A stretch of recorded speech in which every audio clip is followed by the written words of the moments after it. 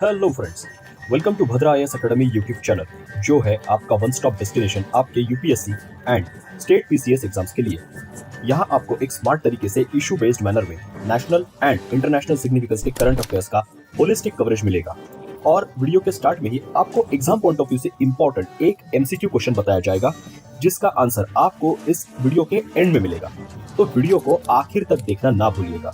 तो आज का एमसीक्यू क्वेश्चन है, Tachymenoides Harrison fordi is a species of an animal named after Harrison Ford. Which animal does it belongs to? आपके options है A snake, B crocodile, C sloth bear या D fish. तो आज हुआ यह है कि वासुकी सांप एक मिथक नहीं सच है। इंडियन हिस्ट्री कितनी ग्लोरियस और एडवांस थी, इसका एक और प्रूफ हमको यहाँ पर मिला हुआ है। एक्चुअली हुआ यह है कि हमारे भगवान शिव जी के गले में जो नाग होता है, जिसे वासुकी नाग कहा जाता है, उसको हमारे आईआईटी रुड़की के साइंटिस्ट्स ने ढूंढ के निकाला है और ये दुनिया का लार्जेस्ट स्नेक स्पीशीज है आज तक जो हमारे नॉलेज में है उसके according. So recently IIT Roorkee के साइंटिस्ट की एक टीम, जो कि पिछले कई सालों से गुजरात के पनंद्रो लिग्नाइट माइन, जो कि कच्छ गुजरात में सिचुएटेड है, वहां से उनको एक फॉसिल मिला था 2005 में, जिसको इनिशियली क्रोकोडाइल समझा जा रहा था। लेकिन अब फर्दर स्टडीज के बाद ये प्रूव हुआ है कि वो दुनिया में आज तक एग्जिस्ट किए हुए सबसे बड़े स्नेक स्पीशीज, जिसको टाइटनोबोआ कहा जाता है, और जो किसी समय पर कोलंबिया में एग्जिस्ट करता था, उससे भी बड़ा ये स्नेक रहा होगा। ऐसा ये जो साइंटिस्ट है, ये एक्चुअली पेलियोंथोलॉजिस्ट है, जो कि फॉसिल्स की स्टडी करते हैं। तो पेलियोंटोलॉजिस्ट का ये कहना है। और क्योंकि हमारे पुराणों में कई जगहों पर भगवान शिव के वासुकी नाग का जो डिस्क्रिप्शन है, उससे इस स्नेक का काफी रिजेंबलेंस है, specially in terms of size. और ऑफ कोर्स क्योंकि ये इंडिया में मिला है, तो इसे वासुकी इंडिकस कहा जा रहा है, जो कि सर्प मतलब सांपों का राजा भी कहा जाता है। तो बेसिकली इस स्नेक का जो साइज है वो ह्यूज है, मतलब लगभग 36 to 50 फीट का ये स्नेक रहा होगा। और इसके इतने विशालकाय रूप के कारण ये एक स्लो प्रेडेटर रहा होगा, जो कि अमेज़न के फॉरेस्ट में पाए जाने वाले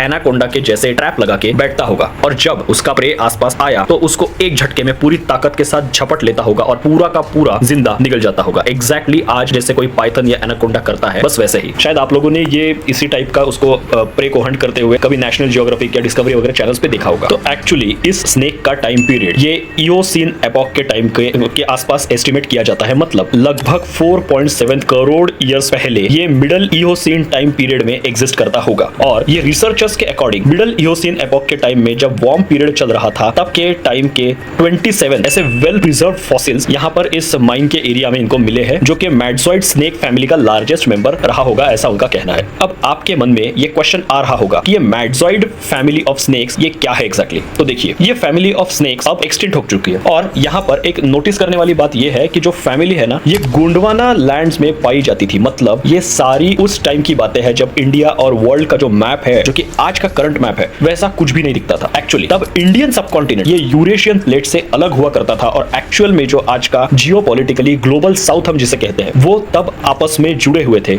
और ये एक गोंडवाना लैंड नाम से जाना जाता था। उस टाइम पर मैडजॉइड सर्पेंट्स एग्जिस्ट करते थे, और इनके ट्रेसेस आज के south America, Africa, India, Australia और सदर्न यूरोप में देखने को मिलेंगे। और अगर दूसरे बड़े स्नेक्स की स्पीशीज की बात की जाए, तो टाइटनोबोआ और एनाकोंडा को हम कह सकते हैं कि मतलब टाइटनोबोआ तो आज एक्सटिंक्ट हो चुका है, जो कि पेलियोसीन एपॉक में यानी लगभग 60 मिलियन ईयर्स एगो पाया जाता था, जिसका साइज ये रफली 14 मीटर्स का और वेट 1.25 टन्स का हुआ करता था। वही अगर आज के ट्रॉपिकल साउथ अमेरिकन फॉरेस्ट में पाने जाने वाले वाटर लविंग एनाकोंडा की बात करें, तो शायद आपने इसे मूवीज में अगर भी देखा ही होगा। ये काफी विशाल का एक बड़ा सा सांप होता है, जिसकी लेंथ ये 9 मीटर्स तक और वेट 250 केजीज तक देखा जाता है। वासुकी इंडिकस के जो सबसे करीबी रिश्तेदार हैं, वो हमें मिलते हैं नॉर्थ अफ्रीका में, करीबन 36 मिलियन ईयर पहले की।